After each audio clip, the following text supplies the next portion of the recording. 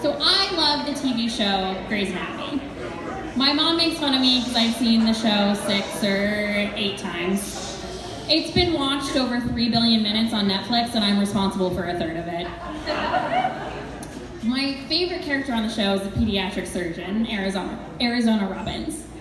She talks about the tiny humans and how kids survive worse and get better faster because they believe in magic and birthday candle wishes. I was a kid like that too, and cancer was the worst and best thing that happened to me because it taught me how to see the world differently. So I'm going to walk y'all through my story and show you what the world looks like to a kid with cancer. So it's 2001, I'm 9 years old, and I'm a typical happy, goofy kid. I love chasing my siblings around the backyard, my knees are covered in grass stains, and I love Harry Potter. But suddenly, everything changed, and it all started with a bruise. I was in gym class playing basketball, and the ball bounced off my shoulder, and I didn't think anything of it because it didn't hurt, so I just kept playing. Later that night, when I was getting ready for bed, my mom screamed. I had a deep black-purple bruise that spanned the entire length of my shoulder, but it didn't hurt. I was covered in 42 bruises on my legs and arms and back, and I couldn't remember how I got any of them because none of them hurt. But my mom, in true mother's intuition, knew something was wrong with her child, so she immediately took me to Texas Children's Hospital. I still remember that day perfectly. We were waiting in this all-white room, and I was bored. They had one of those like round wheelie chairs, and I was lying flat on my stomach, sailing from one side of the room to the other. And just as my mother was about to shout, "You're gonna crack her head open on the sink," the doctor came in. Dr. Mahoney came, and he sat and talked to me like I was a grown-up. And he said, "Chelsea, you have cancer." I went, "What?" I mean, I had heard of cancer before. Adults got cancer. Adults who were old and sick. Adults who die. Kids don't die. I couldn't die. But before I could ask a question, Dr. Mahoney was already talking about the 2-year, 3-inch binder-thick chemotherapy plan. A plan full of doctor's appointments and medications and spinal taps and blood counts. Countless blood counts. I was poked and prodded so many times my veins shriveled back in protest. I traded my weekends playing outside for being stuck in a hospital bed, being force-fed water to flush the toxins of my chemotherapy treatment that raced to kill me and my cancer. That's the funny thing about cancer. It's not a traumatic accident. It's not a foreign disease.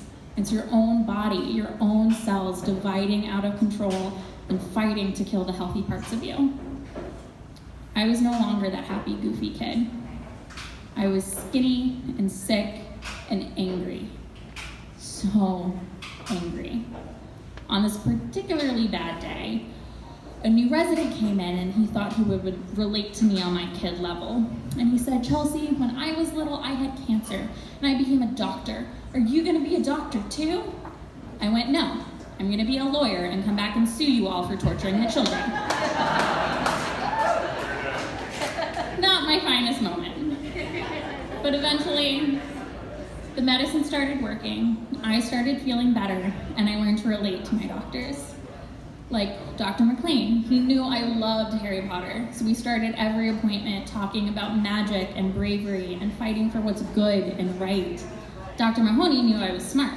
He would quiz me on my own chart, and he taught me about science and medicine, and about how it's always asking the why. He explained to me that I was part of a clinical trial, that years of research went into discovering this new treatment that we hoped would work better, and I was one of the first kids to get it. Fast forward 6 months, and me and my family think we're finally on the other side. I'm starting to have more happy, laughing days instead of sick cancer days. My hair's growing back in peach fuzz, and I even have enough energy to play with my siblings. But then I had an allergic reaction to one of the new medicines. It was Friday, and we were leaving the hospital, and I had a terrible headache, and nothing can make it go away. I told my dad it felt like Harry Potter's scar when Voldemort was close by. Eventually, I fell asleep from exhaustion, and when my mother checked on me a few hours later, I was convulsing. I was having my first grand mal seizure.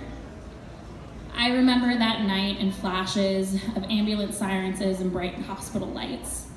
I had 5 grand mal seizures in a single night.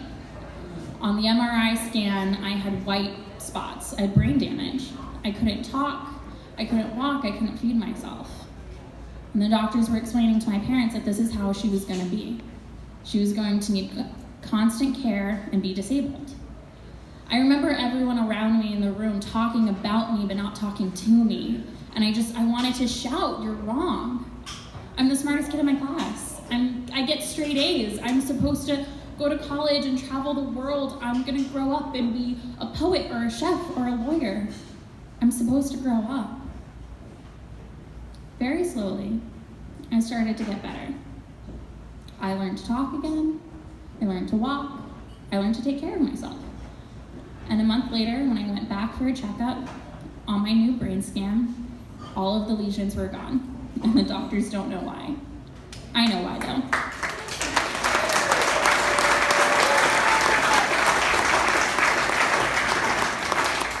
It was magic and birthday candle wishes. So fast forward 13 years old, 2003, I am finally cancer-free, and I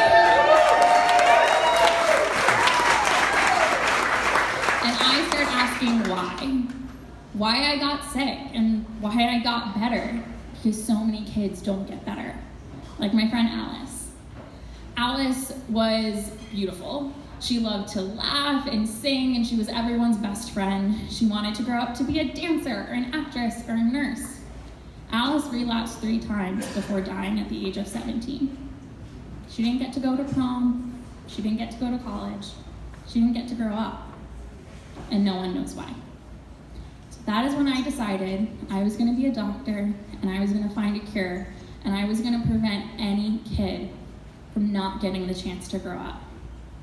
So now, in 2019, I'm 28 years old, and I am the first MD MBA at Johns Hopkins School of Medicine.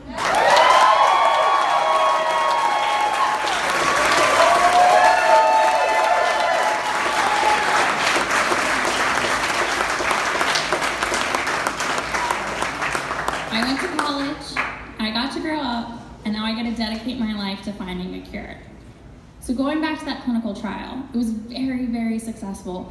It's now the standard of care, and over 90% of kids with leukemia survive. But that's still 10% of kids that don't. And this is where y'all get to come into play.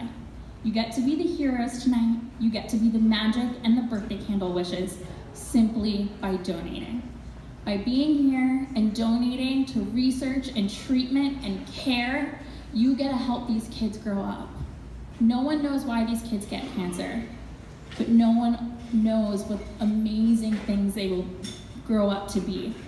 You just first need that chance to grow up. Thank you for being here. Thank you for being part of the magic.